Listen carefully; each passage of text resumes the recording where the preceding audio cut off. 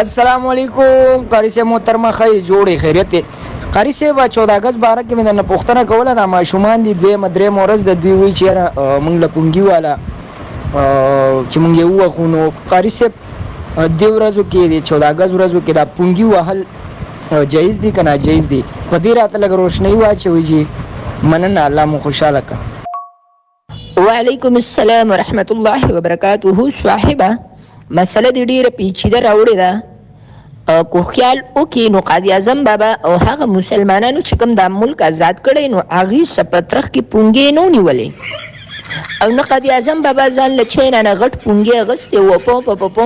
په او ریزان یې چوټي کړي نه دا ملک ډېر په قربانیانو سره په وجود کې راغلی دی او ډېرې قربانیانې ورکړي دي نو دا ملک جوړ شوی دی اوس دلته که ته نظر وکړې نو پونګې دوه قسمه دی یو پونګې پلاستیکي بل